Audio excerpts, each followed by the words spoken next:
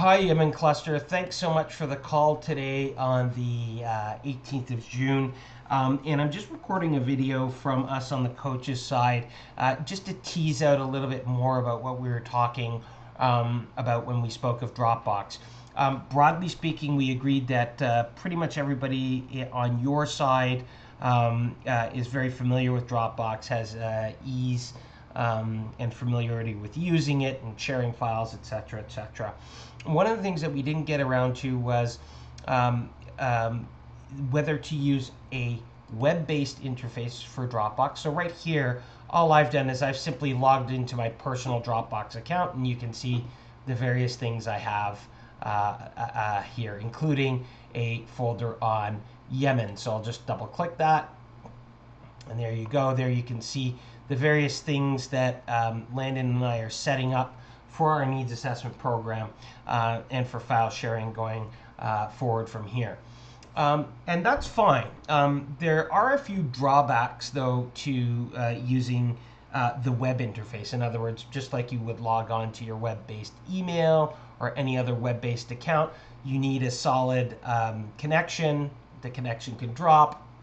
And this is a cloud representation of the types of files you want to work on, which is fine, but it can be a little clunky, and I'll show you why it can be a little clunky in a moment.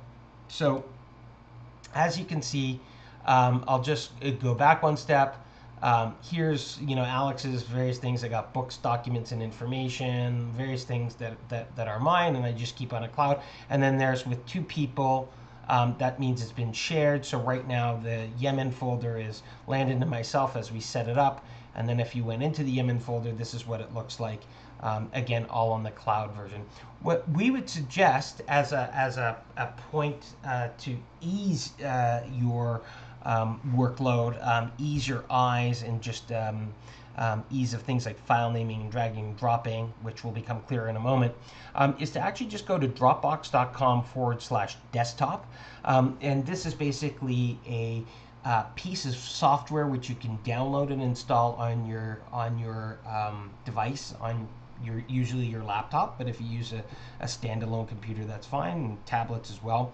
And basically what this does is allow your file architecture structure, which is automatically pre-installed with your computer, to interface with this cloud storage. Okay, so you have this cloud storage. Your files are actually stored in the cloud, but there's a way to represent this on your desktop. And so if I just go here to File Explorer, you'll see something very familiar. This PC and desktop documents, etc. Your C drive. Maybe if your drive is partitioned, you might see something called D, but generally not. And then these virtual drives, which are often installed on your work laptop, for example, like when you have common drives or shared drives and things like that. But what I wanted to draw your attention to is right here, Dropbox. Because I've installed it on my PC, right here you have a representation of things I have going on my Dropbox. And so right here, I click Yemen, and it's the exact representation of what you would see right here: Coach's Corner, work plan, etc., etc., etc. And so what that means is I can actually sort of go in here, double click, just like I would any other folder in Windows, and I could actually, for example, work on this. This is just a hypothetical example. Work on this assessment preparedness checklist. Close it, save it, and actually it will automatically sync up with what is in the cloud. And that's really nice and helpful. It helps with doing things like offline work. So you can work on something offline, and when you come back online, it'll sync itself up.